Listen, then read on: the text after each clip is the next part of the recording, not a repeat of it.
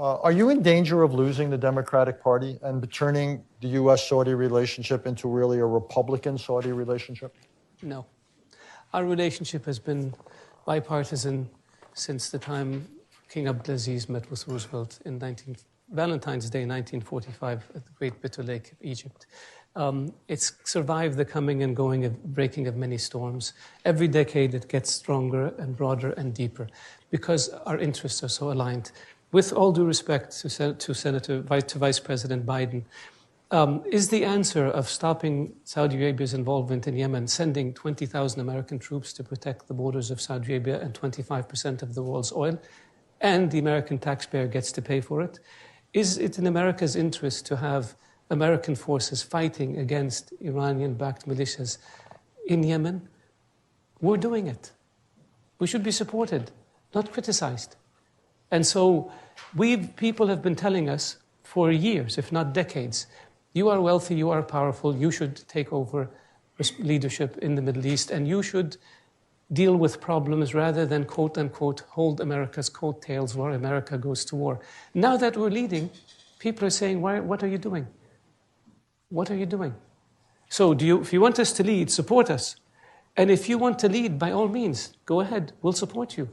The war in Yemen is a terrible situation that we didn't bring on, that we went in to defend Yemen. The fact that it lasted 4 years is tragic, but your war in Afghanistan lasted almost 19 years. Your war against Al-Qaeda in Syria lasted 5 or 6 years. Wars are messy, and wars take time, and we're not a superpower.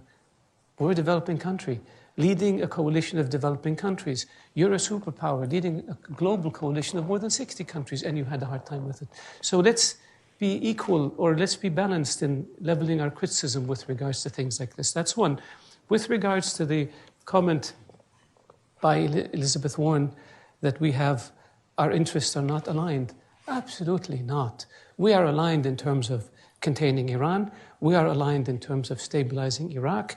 We are aligned in terms of ending the conflict in Syria. We are aligned in terms of pushing back against Hezbollah in Lebanon. We are aligned in terms of trying to bring peace between Israelis and Arabs. We are aligned in terms of supporting Egypt. We are aligned in supporting Sudan. We are aligned in stabilizing the Red Sea region. We are aligned in fighting the G5, the Boko Haram in the G5 countries. We are aligned in trying to stabilize Libya. We are aligned in trying to stabilize Afghanistan. We are aligned in trying to calm the tensions between Pakistan and India. We are aligned in terms of balancing oil markets. We are aligned in terms of balancing financial markets. We are aligned in terms of promoting trade.